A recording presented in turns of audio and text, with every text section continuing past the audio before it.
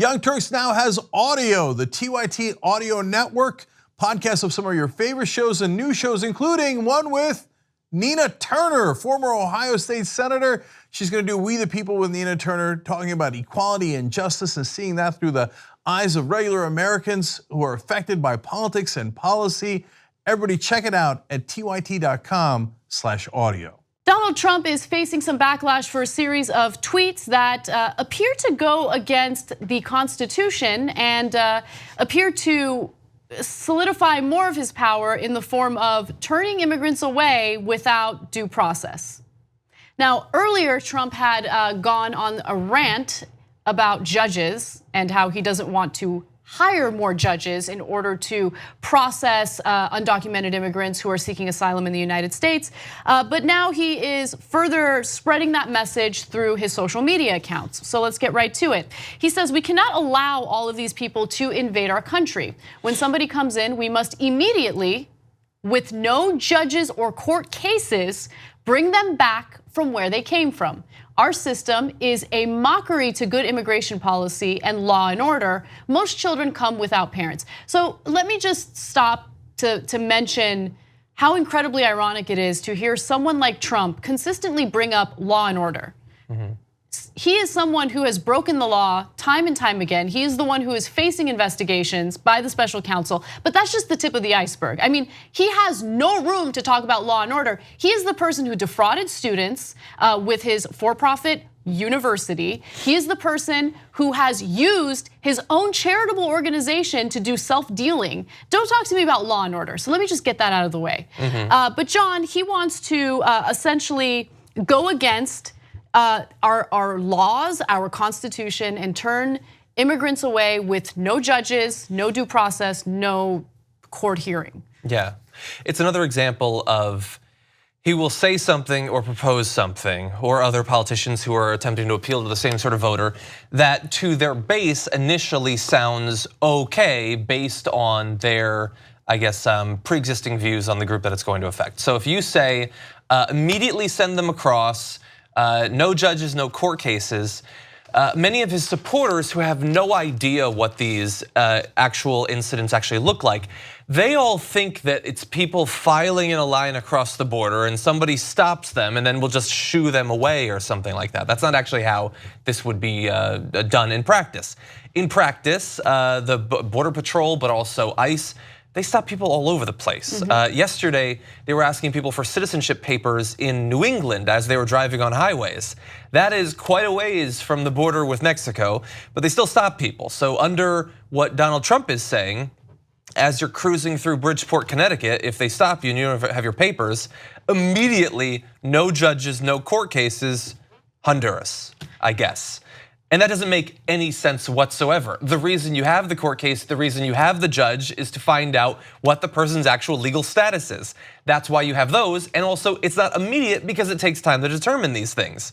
He talked about a mockery of law and order and a mockery of the immigration laws. The tweet, the proposal, that is a mockery of both of those things. Yeah, you make a really great point. I mean, even in the best case scenario for the right wing, if Trump were able to implement this policy, people who are US citizens would essentially deal with a system where there's no due process. And I don't think you're right. They don't really think about the consequences of that. You know, for all the talk that you hear from the right wing about we gotta protect our constitutional rights, we gotta protect the Second Amendment especially because that helps us protect ourselves from a tyrannical government. You know, for all that talk, it's interesting how easily they give all this power to the detriment of the American people to the Trump administration, and how much in the long run, or even in the short run, it could negatively impact them, right? Now, anyway, okay.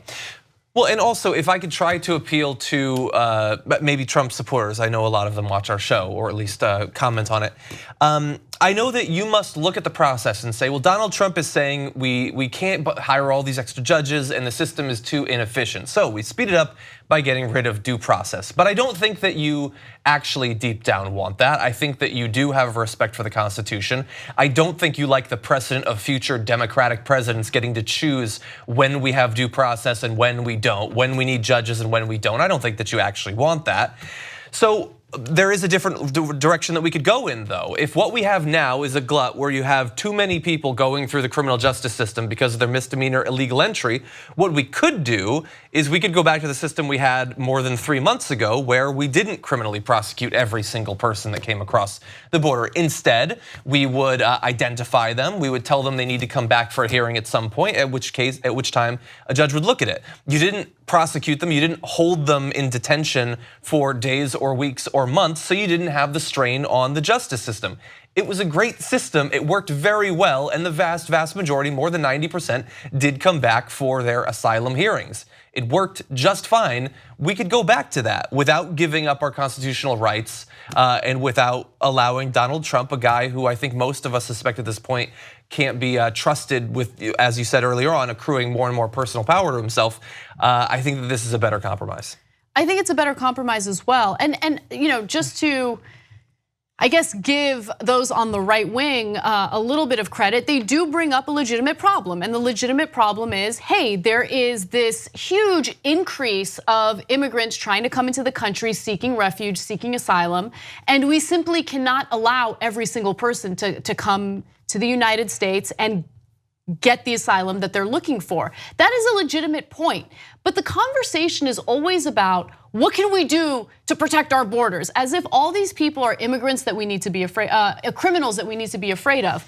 In reality, the conversation needs to focus on US foreign policy and what we can do to change the situation, help to change the situation in these countries so gang violence doesn't overpower local authorities, right? And so one proposal could be, hey, instead of going into the Middle East, starting preemptive wars or intervening in other wars, why don't we use some of those resources to help empower legitimate law enforcement in these Latin American countries so they have the resources to fight these gangs? Now, I get it, it's not that simple, but that is certainly a better policy that would help improve the conditions in these countries so you don't have this influx of migrants trying to enter the United States. But we never get to those conversations. It is a hard sell because the only thing that the American government is good at selling is, let's go after the terrorists in the Middle East, which usually includes fighting Saudi Arabia's war in Yemen, right? Wars that we really have no business being involved in. Yeah. That don't benefit us at all in any way, shape, or form. Yeah, the problem, unfortunately, is that there's a lot of Republican politicians that I think don't have a lot of respect for conservative voters. And they want them to always be in the position of trying to deal with a problem at the last possible second, or even after the last possible second. In the same way that I was talking about in Bill Maher, they had that NRA TV guy who's talking about how supportive he is of arming teachers. They don't want to do anything to stop the gunmen from attacking the school. They will cede all of that ground, surrender everything that you could do socially, governmentally, family-wise, everything, legally, until they're in the hallway, and then they want to know where a gun is to do something about it. And in the same way, they don't want to do anything to actually stop the problems that are causing all of these needs for asylum and everything. They want to wait until the person crosses the border. How about we solve our problems a little bit earlier than that in our personal lives? What would it look like if you operated your life this way? That you only thought about problems when they're literally punching you in the face? That's true. And I mean, look, our politicians are not in the business of solving problems. They're in the business of selling Band-Aids. And that's what happens with immigration. That's what happens with healthcare. That happens with every single issue. What is the root of the problem? What can we do to solve the root of the problem?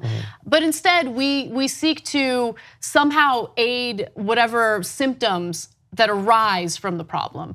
So it is problematic. And by the way, US domestic policy plays a role in what happens in these Latin American countries. You know, the prohibition of drugs certainly empowers drug cartels through the funding that they get through selling these drugs in the black market. We need to find a way to get the power back to the people and the local law enforcement in these Latin American countries so gangs are not essentially calling the shots, causing people to flee their own homes to seek safety. All right, well, let's hear a little bit from some legal scholars on the issue of turning migrants back without due process. Is it constitutional? Now, I mentioned that it's unconstitutional, but what do I know? These legal scholars obviously know a lot more than me, so let's hear from them.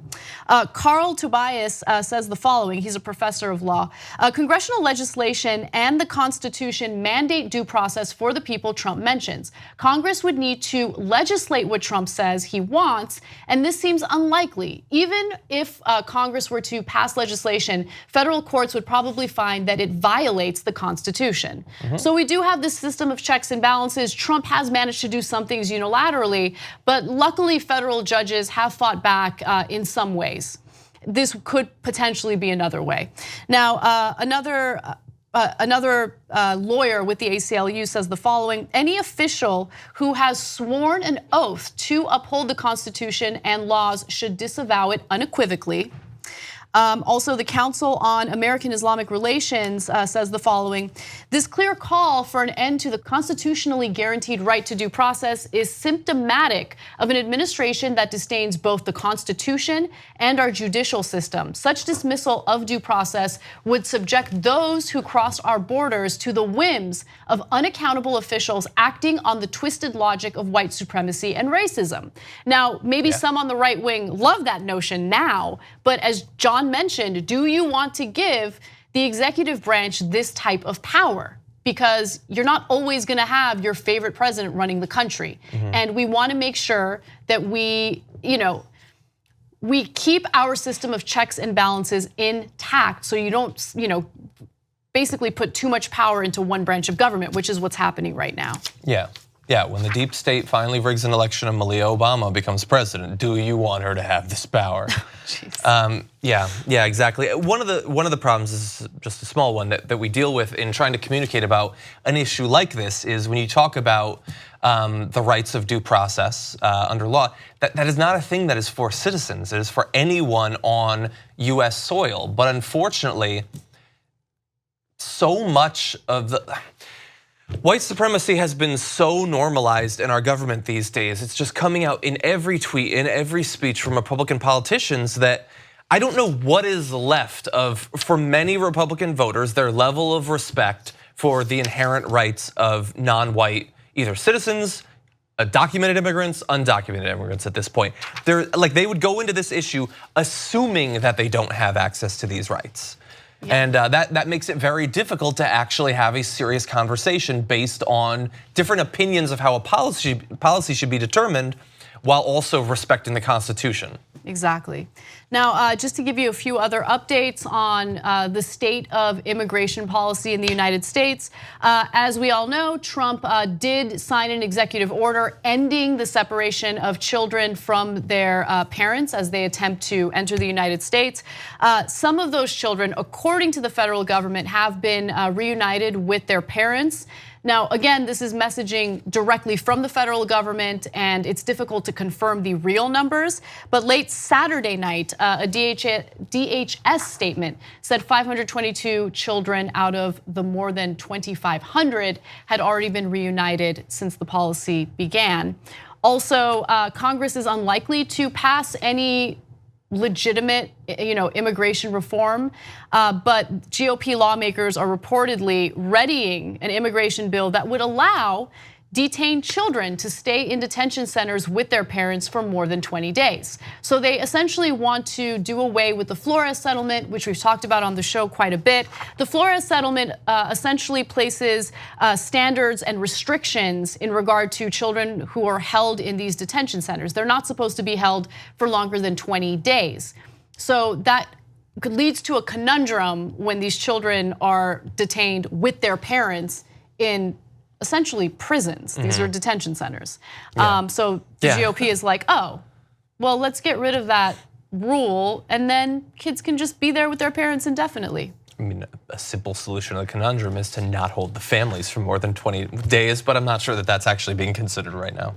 I mean, it's kind of incredible. We have all these devices, all these ways of keeping track of those who are deemed to break the law, right? I mean, Paul Manafort was able to remain in his home with an ankle bracelet as he was awaiting trial. So why can't we do that with undocumented immigrants that we believe broke the law but need to, you see what I don't even think you need the ankle bracelet. Just if you want to know everything that everywhere they go, everything they do and everything they say, just give them a cell phone. Facebook will track them for us. It's a good point. It's a good point. I'm joking, I don't actually want them to be tracked that way. Right, but again, it's a legitimate point that some people don't show up to their court date. It is a legitimate point. So instead of keeping them in prisons or detention centers, which are funded through our taxpayer dollars, why can't we find a better way of monitoring them so they do show up to their court date? 2 easy ways to follow the Young Turks. One is hit the subscribe button down below, then you're a TYT subscriber. And second is ring the bell. And when you do that on YouTube, you're notified of our videos.